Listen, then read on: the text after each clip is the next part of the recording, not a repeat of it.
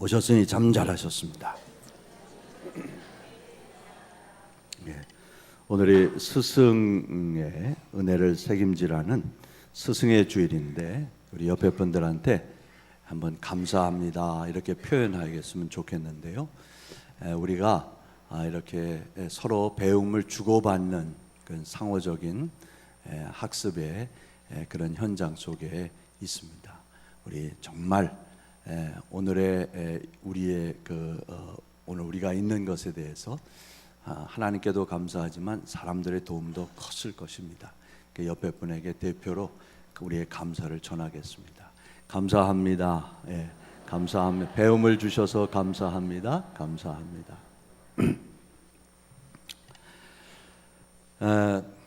어떤 교실에서 종례를 선생님이 마치고 돌아서려고 하는데 한 아이가 선생님에게 손을 들고 물어봤어요. 선생님,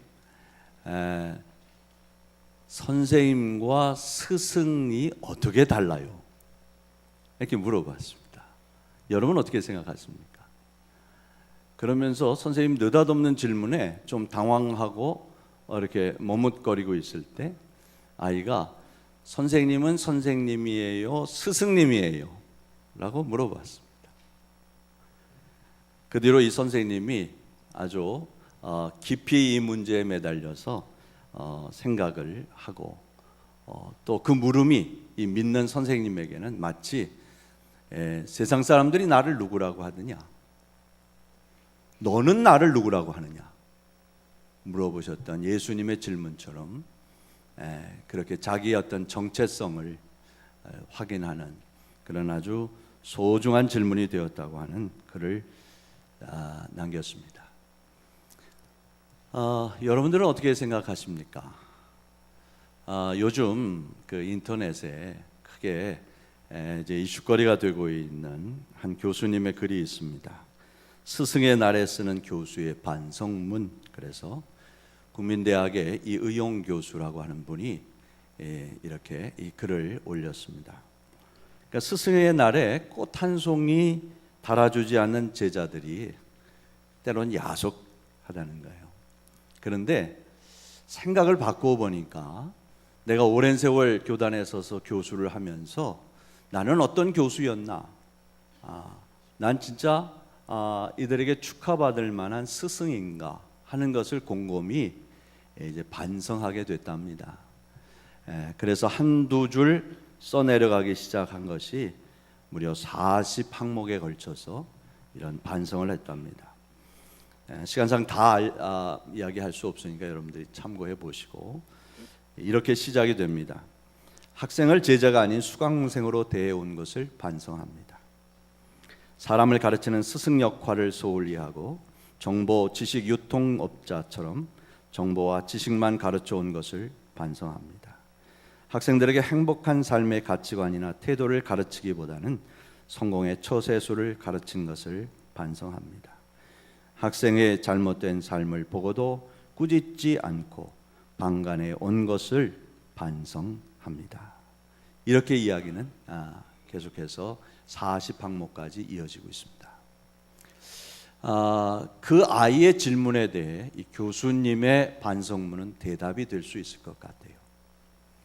그저 단순히 어떤 지식의 편린만을 한 조각만을 필요에 따라서 나누어 주는 그런 선생이 아니고 그의 인격과 그의 삶의 어떤 방향을 가지고 씨름하면서 그 인생을 정말 인격에서 우러나오는 힘으로 붙잡아주고 그리고 양육하려고 하는 것, 그것이 아마도 스승의 모습이 아니겠는가 하는 것입니다. 그런데 성경은 아주 뜨끔한 말을 합니다. 누구나 다 스승이 선생이 되려 하지 말라. 오히려 선생에게는 더 큰 심판이 있다. 야고보 3장 1절에 야고보가 우리에게 그렇게 가르쳐 줍니다. 왜 그렇습니까? 선생 하나가 잘못되면 많은 학생을 망칠 수 있습니다. 그렇기 때문에 그 책임이 실로 막중하고 가르치는 게 중요한 게 아니라 바로 가르치는 게 중요하고 그리고 바른 선생이 되어지는 것이, 올바른 스승이 되는 것이 이토록 어렵다고 하는 것을 성경은 이야기하고 있는 것입니다. 우리는 스승과 제자의 아주 바람직한 모습을 예수님과 제자들의 삶 속에서 찾게 됩니다. 예수님도요, 제자들 때문에 어지간히 속 썩었어요. 말해도 못 알아듣고 거퍼거퍼 이야기해도 엉뚱한 소리하고 동문서답하고 예수님 마음하고는 전혀 동떨어지게 그렇게 삶이 멀어져 있는 것들을 순간순간 느끼면서 예수님이 얼마나 고독하셨겠나 하는 생각을 하게 됩니다. 결국은 3년을 한밥솥을 먹고 함께 자고 함께 생활했는데 십자가 앞에 남은 제자는 달랑, 그것도 친척의 자격으로 있던 요한을 제외하고는 다 주랭랑을 치고 말았습니다. 일견 보면 예수님의 3년의 제자 훈련은 그저 실패로 돌아간 것 같은, 그와 같은 모습이었습니다. 그러나 이것은 이미 예견된 사실이었습니다. 예수님이 니고데모에게 말씀하기를 사람이 물과 성령으로 거듭나지 아니하면 하나님의 나라를 볼 수 없다. 들어가는 것은 물론 하거니와 볼 수조차 없다라고 말했던 것입니다. 제자들이 아직 이 지경에 이르지 못해서 이런 깨달음이 없어서 거듭남의 체험이 없었기 때문에 그들은 이렇게 산지사방 실패자의 모습으로 그렇게 우리에게 보여지고 있는 것입니다. 예수님이 부활하신 다음에 십자가로부터 멀리 도망간 제자들을 찾아가시며 찾아다니며 다시 모으셨습니다. 그리고 그들에게 11번 나타나셔서 하나님의 나라와 그 하나님의 현존인 교회에 대한 이야기를 그들에게 하셨습니다. 그리고 당부하셨습니다. 내 성령 하나님의 약속이 이루어지기까지 너는 예루살렘을 떠나지 말고 이 한 지붕 아래 있으라고. 그리고 기다리던 그 약속은 오순절에 성취되었습니다. 성령이 불의 혀처럼 갈라져 각 사람에게 임하게 되었을 때 그 좌중이 큰 바람, 그 바람을 느끼게 되었을 때 그들 안엔 성령이 임했고 그 자리에 있던 120여 문도들은 이제 성령이 충만하여 예수님의 가르침을 깨닫고 예수님이 하신 말씀이 이해되어지고 예수님이 하라 한 것을 그들이 행할 수 있는 능력을 성령의 능력으로 부여받게 되어진 것입니다. 예수님이 제자들에게 하라 하신 명령, 그것을 집대성해서 하신 내용의 말씀이 뭐냐면 새 계명이라고 하는 거예요. 이제 잡히시던 그 전날 밤에 예수님이 제자들을 불러 모아놓고 내가 너희에게 새 계명을 준다. 이것은 내가 너희를 사랑한 것처럼 너희도 서로 사랑해라. 너희가 서로 사랑하면 사람들이 너희가 내 제자인 줄을 알 것이다. 이 말을 뒤집어 보면 너희들이 서로 사랑함으로 제자답게 살아야 내가 너의 선생이요 스승인 것을 저들이 깨닫게 되어질 것이다 라는 말씀입니다. 사랑하는 여러분, 그러나 제자들에게는 스스로는 그렇게 사랑할 능력이 없었어요. 예수님이 자기 십자가를 지고 온 인류의 죄를 위해서 죽으심으로 이 우리의 모든 죄를 걸머지고 이제는 그 죄에서 노임받고 모든 죄의 빛을 다 청산하고 새로운 삶을 새롭게 새 생명을 누리며 살아갈 수 있는 길을 열어놓기 전까지는 어느 인생도 거듭남의 이 축복을 누릴 수가 없었다고 하는 것입니다.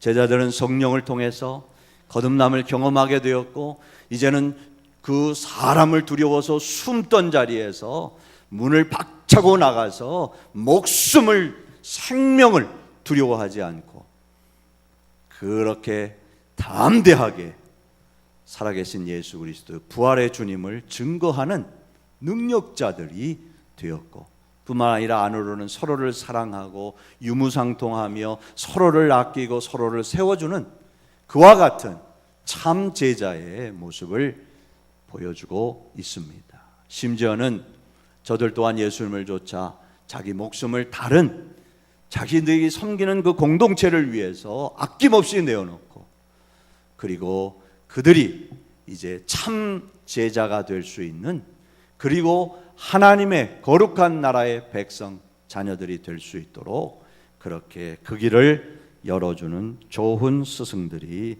되었습니다. 바울 또한 그런 스승 가운데 한 사람이기도 합니다. 오늘 문제 많은 고린도 교회를 향해서 바울이 편지를 쓰면서 내가 너희들에게 이렇게 엄하게 책망하고 꾸짖는 것 잔소리로만 듣지 말고, 내가 이렇게 해야 할 이유는 그저 한번 스쳐 지나가는 나그네로 만난 것이 아니라 나는 너희를 낳은 애비요, 나는 너희를 내 사랑하는 자녀처럼 생각하기에 힘들어도 애가 끌어도 고통스러워도 너희들이 듣고 행해야 할 이야기이기 때문에 반복해서 너희들에게 이 수고로움을 마다하지 않고 이야기하고 있는 것이라고 말하고 있습니다. 그러면서 그는 그리스도 안에는 1만 스승이 있다, 그러나 아비는 많지 않다라고 얘기했어요. 여러분, 이 1만 스승이라는 단어가 우리의 관심을 이렇게 모읍니다. 파이다고고구스라고 하는 이 헬라어 단어는 일반적으로 쓰는 선생, 가르치는 자라고 하는 디다스칼로스라고 하는 단어와 다른 단어를 쓰고 있어요. 이 단어는 성경에 갈라디아에 2번, 여기에 1번, 한 3번 정도밖에 나오지 않는 특별한 단어입니다. 이 파이다고고스라고 하는 이 말은 갈라디아에서는 몽학선생 이렇게 쓰여집니다. 이 몽학선생이라는 말이 무슨 말이냐면 가정교사, 안내자 이런 뜻이에요. 그러니까 율법의 기능이 뭐냐? 율법은 복음을 향해서, 복음이 무엇인가, 예수 그리스도의 십자가의 죽으심과 부활의 의미가 무엇인가, 그 복음으로 인생이 살아나고 삶이 제자리를 찾고 사람다운 삶을 살고 다른 사람들에게 선한 영향력을 미치고 그렇게 살 수 있는 참 복음을 받아들이고 환영하고 예수 그리스도를 영접함으로 그 권세와 능력을 너희가 얻게 하기 위해서 너희들을 친절하게 거기까지 인도해주는 안내자, 그게 율법이다, 이렇게 얘기하고 있는 것입니다. 여기 그리스도 안에 1만 스승이라고 하는 말은 우리가 예수를 믿으면 이제 세상의 어떤 가치관과 형식과 이런 틀이 달라지는 삶을 살아야 합니다. 교회 나와야 하지요, 또 시간마다 예배 드려야 하지요, 또 하나님 앞에 헌신하는 표도 있지요, 또 이런 여러 가지 교회에서 요구되어지는 일들을 우리는 배웁니다. 그것을 친절하게 안내하고 가르쳐주는 이들을 스승이다라고 이렇게 이야기하고 있습니다. 그러나 중요한 것은 아비는 많지 않다 하는 거예요. 그러니까 스승으로 만족하고 그 자리에 머물러 있으면 안 되고, 이제는 참 좋은 선생, 그리고 아주 값진 의미의 스승이 될 뿐만 아니라 참 스승이 되려면 너희들이 아이를 낳아야 된다, 아비가 되고 어미가 되어야 한다라는 것을 이야기하고 있는 것입니다. 육신의 아이를 낳는 게 아니라 이 바울이 디모데를 내세워서 나의 참 믿음의 아들 디모데, 나의 신실하고 내 사랑하는 아들 디모데라고 말하고 있는 것처럼 내가 복음으로 너희를 낳았다, 그 고백을 하고 있는 것입니다. 여러분, 이거 참 중요합니다. 지난 금요일 제가 이제 개인적인 어떤 이제 거절하지 못할 부탁을 받아서 포항에 가서 한동대학에서 주례를 했습니다. 호텔에서 이제 준비하고 저를 이제 데리러 오는 사람을 기다리는데 마침 그때 텔레비에서 뭘 하고 있었냐면 불기 2557년 부처님 오신 날 봉축 법요식을 하고 있었습니다. 제가 생전 그런 걸 봐본 적이 없습니다. 그런데 마침 그때가 곧 텔레비에 비친 때가 딱 시작하는 때였어요. 그래서 내가 이제 나를 데리러 오는 사람이 올 때까지 하여튼 주의하고 집중해서 한번 보겠다 생각을 하고 보았습니다. 은혜 많이 받았습니다.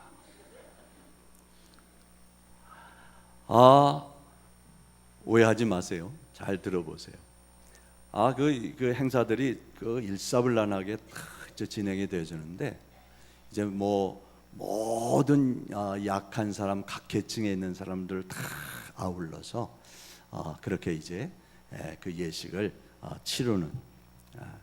근데 제가 정말 머리에 번개같이 그 은혜가 임한 건 뭐냐면 조계종의 총무원장인 자승스님이 있습니다. 이분이 봉축사를 하는데 이런 이야기를 했어요. 친애하는 불자와 국민 여러분, 여러분은 불자는 아니지만 국민 여러분입니다. 오늘은 인류의 스승이요 우리의 좋은 벗 석가모니 부처님이 오신 날입니다. 경건한 신심으로 두 손 모으고 환희로운 마음으로 부처님을 찬탄합니다. 나는 여기 찬탄이라는 말, 가피라는 말 이런 단어들을 처음 알았어요. 좀 제가 무식했던 거죠. 근데 여러분 이 내용을 보고 마음에 와닿는 게 없습니까? 지금 불교는 이 석가모니 부처를 온 인류의 스승이요 우리의 좋은 벗입니다. 이렇게 얘기하고 있어요. 그죠? 이거 잘 기억하십시오.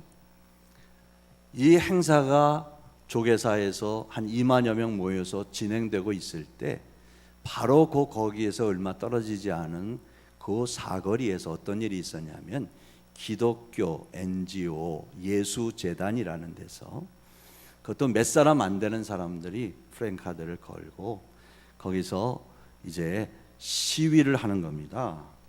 찬송을 부르고 집회를 하는데 사람들이 경찰이 와서 말려도 듣지 않고 하는데 내용은 이런 것입니다.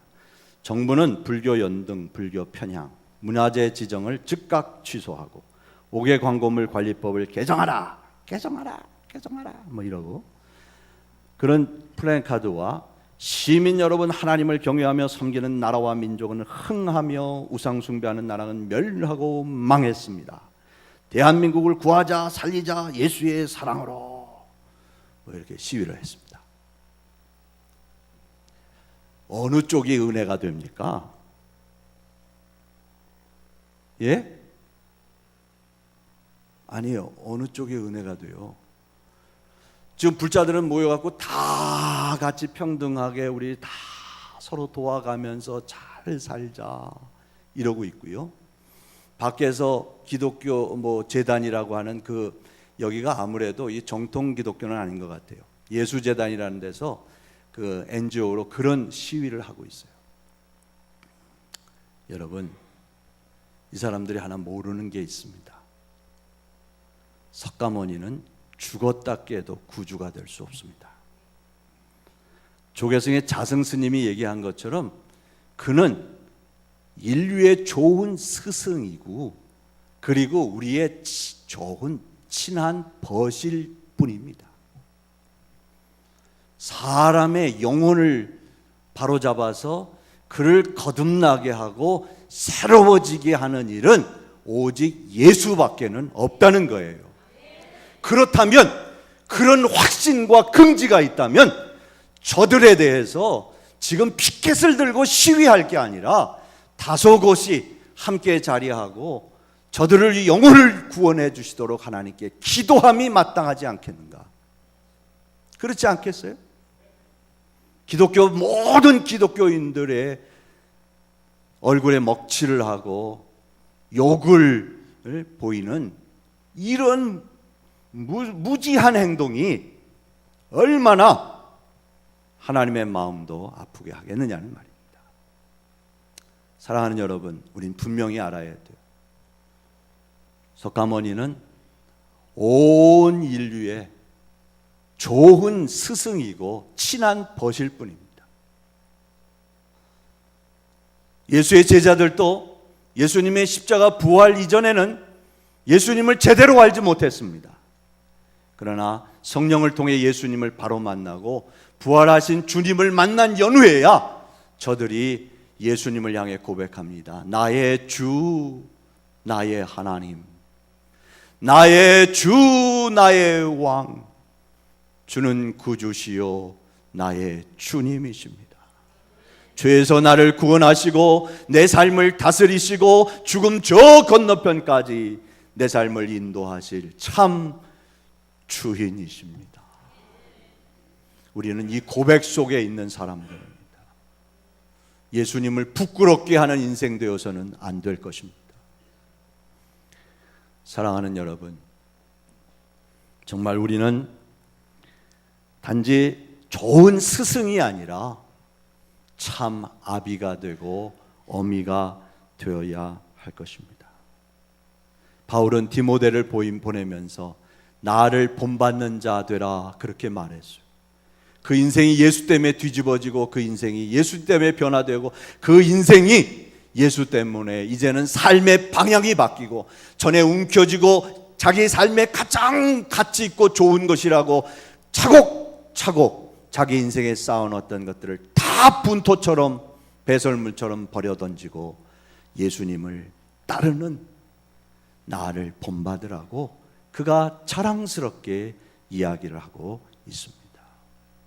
예수님이 제자들에게 요구했던 내가 너희를 사랑한 것처럼 너희도 서로 사랑해라. 이 본을 우리가 보여주어야 합니다. 어떻게 해요? 그래서 바울이 디모데를 지금 이 고린도 교회를 향해 보내고 있습니다. 디모데전서 1장 이제 5절, 6절, 7절 말씀을 보면 이 해답이 여기에 기록되어 있습니다. 5절을 한번 읽어 주십시오. 시작.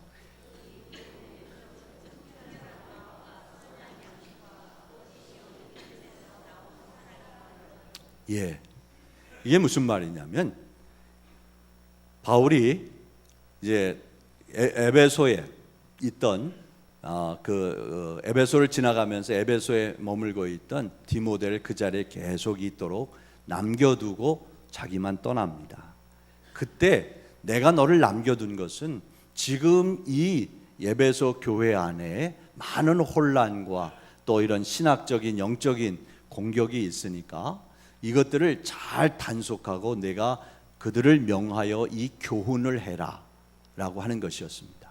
근데 그 교훈의 목적이 뭐냐면 정결한 마음과 선한 양심과 거짓이 없는 믿음에서 나오는 사랑이다 라고 하는 것입니다. 여러분, 이 세 가지 구절은 우리에게 굉장히 중요한 것입니다. 정결한 마음이라고 하는 것 무엇이죠? 정결한 마음이 뭡니까? 마음이 정결한 거예요. 그 마음이 정결하면 깨끗한 물에 이렇게 자기 모습이 비추는 것처럼 이 정결한 마음이 정결한 사람은 복이 있나니 그 복이 뭡니까? 저희가 하나님을 볼 것이며, 하나님을 본다는 말은 안다는 말입니다. 하나님을 아는 지식이 하나님에 대해서 알게 되는 지식이 이 정결한 마음에서 온다는 거예요. 이건 지적인 것입니다. 선한 양심, 성경에 선한 양심이라는 말에 선한이라고 하는 것은 이것은 하나님이 기뻐하시다. 그것을 성경은 선하다 그렇게 설명합니다. 그래서 하나님이 기뻐하시는 것을 함께 기뻐하는 것, 그게 양심입니다. 양심이라고 하는 conscience라고 하는 말이, 이 con이라는 말이 함께, 이 의식하고 감각하다 하는 뜻이에요. 그러니까 하나님이 좋아하는 것을 나도 좋아하고, 하나님이 싫어하는 것은 나도 싫어하고, 하나님과 함께 느끼고 하나님과 함께 감각하는 그런 느낌과 감정을 갖는 것이에요. 또 하나는 거짓이 없는 믿음입니다. 이것은 뭡니까? 행함이 있는 믿음입니다. 말로만 하는 게 아니고요. 자, 이 거짓 있는 믿음을 한번 보시겠습니까? 6절 한번 보여주세요. 사람들이 여기서 이제 이탈을 해가지고 헛된 말을 해요. 말을 하는데 그 말이 아무런 영향력도 아무런 영양가도 없는 그런 의미 없는 저 소리만 울리는 공허한 그런 말에 빠져가지고 어떻게 하냐면 보십시오. 율법의 선생이 되려 하나. 선생이 되고자 하는 그런 의지도 있고 다른 사람에게 존경받고 싶어하는 그런 사람이 되고자 하지만, 자, 이겁니다. 치명적인 결점은 자기가 말하는 것이나 자기가 확증하는 것도 깨닫지 못하는도다. 여러분, 글의 선생이 되지 말라는 거예요. 이게 무슨 말입니까? 말은 장황하게 하는데 자기가 깨닫고 자기가 확증하고 자기 삶에 은혜 받고 자기가 느끼고 자기를 변화시킨 그런 말이 아니니까 남의 이야기처럼 술렁술렁 좋은 얘기 다 뽑아다가 짜집게 해서 얘기하지만, 그러나 그 말에는 아무런 권세도 아무런 능력도 아무런 변화도 생명의 씨앗도 없더라는 말입니다. 그러면 그 말에 생명을 불어넣고 그 말이 무겁게 사람의 삶을 변화시킬 수 있는 그런 말이 되려면 그 말 안에 이것이 있어야 된다는 거지요. 5절 말씀에 나오는 사랑이거늘, 이겁니다. 지정의 그 인격 속에서 하나님을 만나서 변화되어지고 예수 믿고 변화되어지는 삶, 날마다 주님을 닮아가 하나님의 형상을 회복하고자 하는 그런 의지적인 노력과 결단과 헌신이 그 삶 속에 있을 때 정말 그 노래 잘하는 음악가들이, 성악가들이 이 몸통 전체를 공명해서 소리를 뽑아 올리는 것처럼 그 삶의 깊이를 가지고 나오는 사랑, 그 사랑이야말로 사람을 변화시키고 구원하는 일을 이룰 수 있는 예수의 사랑, 제자의 사랑, 스승을 스승되게 하는 사랑이 되어질 수 있다고 하는 말씀입니다. 여러분, 이 사랑의 주인공들이 다 되시기를 소원합니다. 축복합니다. 이 사랑이 있어야 돼요. 그런데 보십시오. 고린도전서 13장 사랑장에는 그렇게 말합니다. 내가 사람의 방언과 천사의 말을 할지라도 사랑이 없으면 소리나는 구리와 울리는 꽹과리가 되고, 내가 예언하는 능력이 있어 모든 비밀과 모든 지식을 알고 또 산을 옮길 만한 모든 믿음이 있을지라도 사랑이 없으면 내가 아무것도 아니요, 내가 내게 있는 모든 것을 구제하고 또 내 몸을 불사르게 내어줄지라도 사랑이 없으면 내게 아무 유익이 없느니라. 사랑하는 여러분, 사랑입니다. 예수를 닮아 주님처럼 살고 싶고 예수님을 어떻게든지 기쁘시게 하고 하나님이 원하시는 삶으로 방향을 선회하고 그렇게 주님을 어떻게 하면 기쁘시게 할까, 그 마음자리에서 이 사랑이 솟아오르고 이 사랑 때문에 내 주변이 변하고 내 주변의 사람들이 새로워지고 가정이 달라지고 교회가 바뀌고 인류가 새로워질 수 있는 생명의 물줄기를 하나님께서 이 사랑으로 주신다고 하는 사실입니다. 여러분, 그런데요, 이 사랑은 그리 크지 않아도 됩니다. 예수님이 마지막 심판 자리에서 염소와 양을 갈르어 놓고 이렇게 심판하실 때 하나님이 기뻐하시고 칭찬하신 사람들은 어떤 사람이었냐면, 소자 하나에게라도 내 이름으로 물 한 대접 대접한 사람. 그 행동이 뭐 그렇게 크고 남다르고 유별난 것 아닙니다.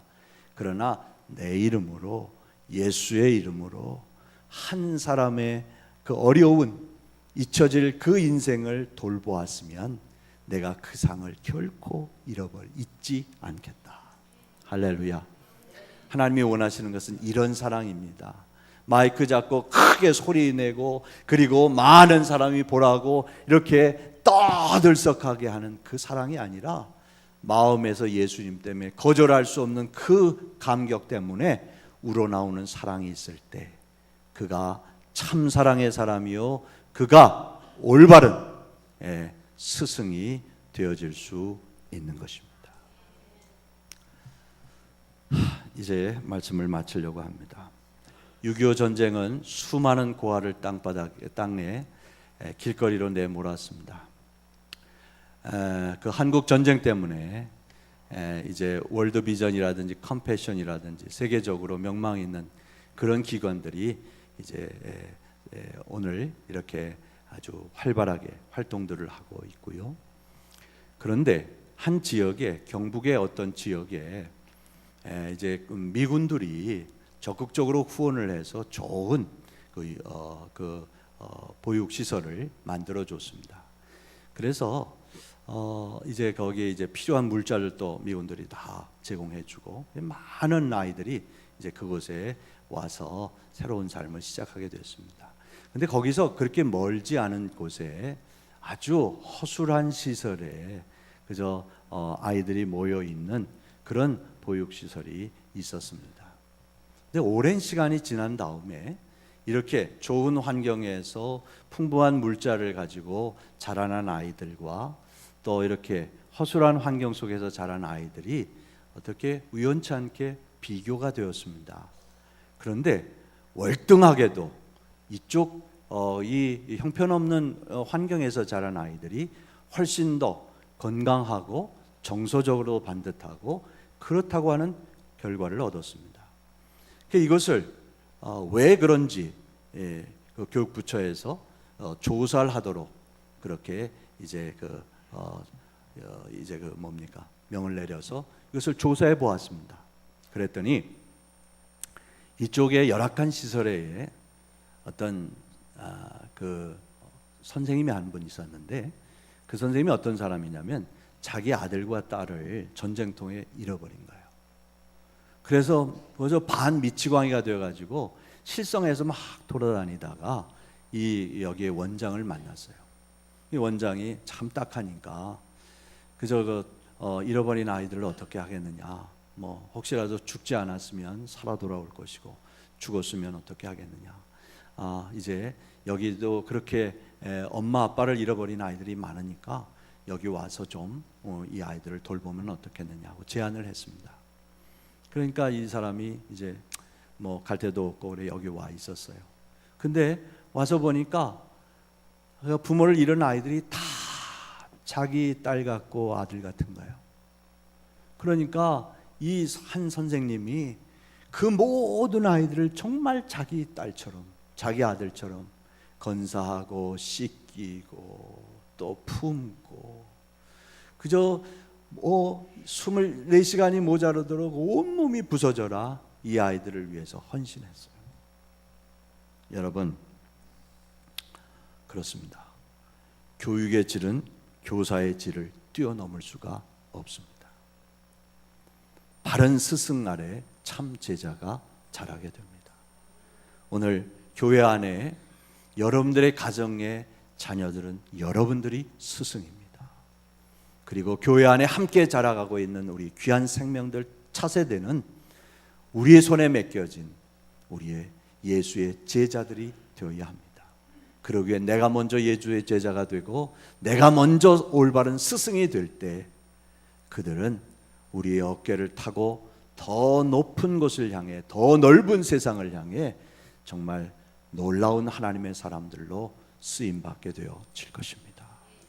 이런 선생이 되어주십시오. 이런 스승이 되어주십시오. 아비 같은 어미 같은 스승이 되어야만 다음 세대에 소망을 심고 그리고 다음 세대의 길을 여는 그런 교회가 되어질 수 있을 것입니다. 스승의 날에 스승된 우리 모두가 다 이런 다부진 결단과 각오를 가지고 믿음 안에서 다시 한번 헌신하는 저와 여러분이 되기를 주의 이름으로 축복합니다.